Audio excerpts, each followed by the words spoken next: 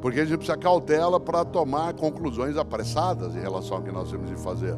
A principal marca e tarefa que temos de partilhar com as outras gerações que conosco convivem nessa contemporaneidade é construirmos uma trilha de propósitos em que a gente não admita a mediocridade como sendo nosso horizonte, em qualquer área, no âmbito da política, da religião, da profissão, do negócio. Claro, afinal de contas, os caminhos são múltiplos, só que há um contributo imenso das gerações que estão chegando e há um contributo imenso das outras gerações que já estavam. Isto é, muita gente aqui tem muito mais idade, como é o meu caso, do que os jovens que entrarão na nossa sala de aula ou entram na nossa sala de aula. Há muita coisa que eu posso contribuir e o contrário também. Parece óbvio, nem sempre se admite essa percepção de ambos os lados.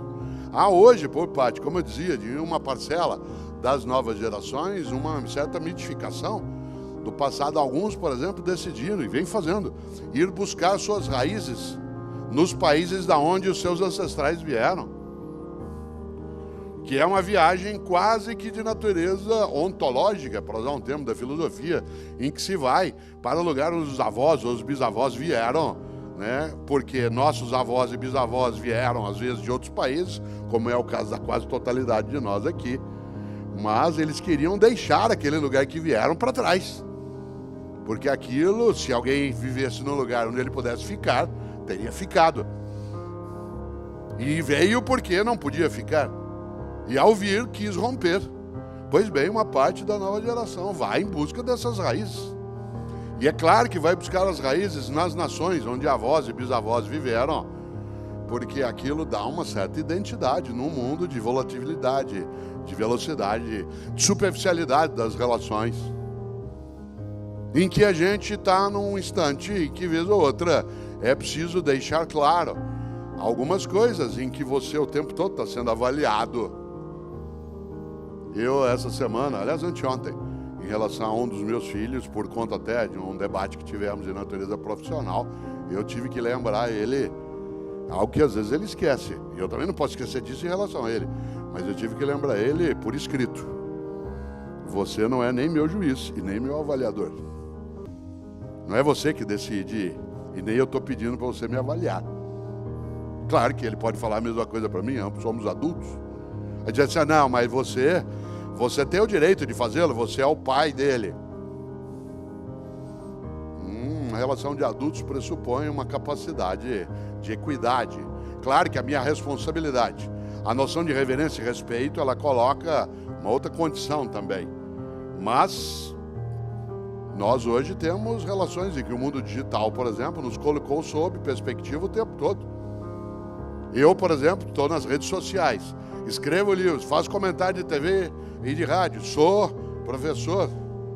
O número de pessoas que decidiu que ela pode palpitar sobre a minha existência, sobre as minhas escolhas, minhas opções, o que eu falo, o que eu escrevo, é imenso.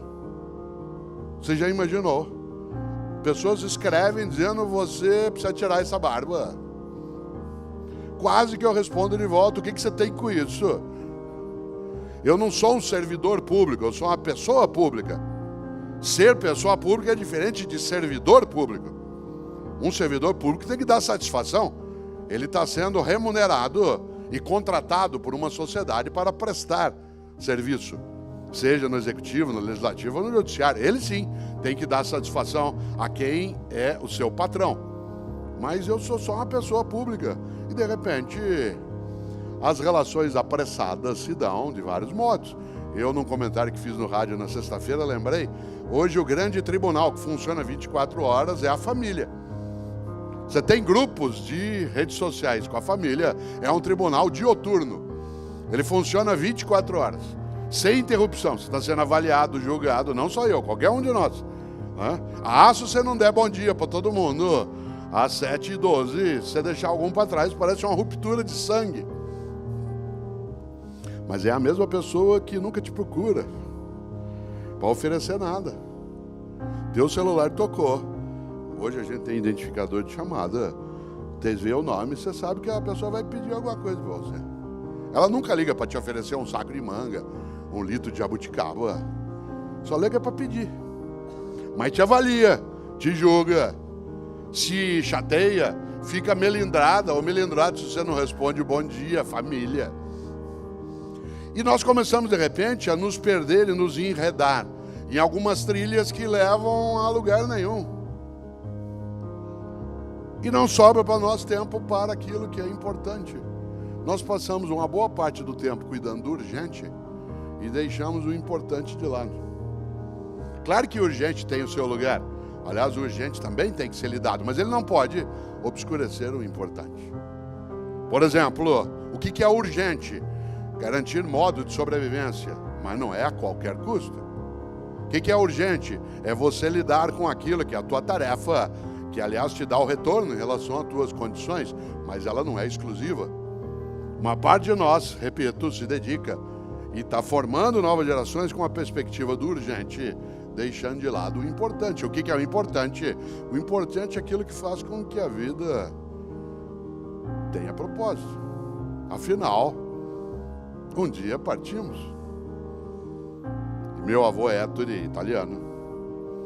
Todos os dias, quando nós, os netos, acordávamos de manhã, e ele vivia no interior de São Paulo, e quando a gente lá estava e podia encontrá-lo, meu avô, todos os dias, quando a gente acordava, ele nos perguntava sempre duas coisas.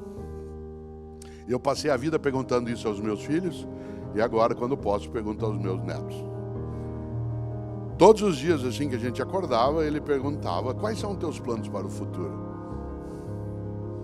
Todos os dias. Isso era irritante, porque isso nos obrigava a ter que pensar em futuro. E eu só queria aproveitar aquele momento.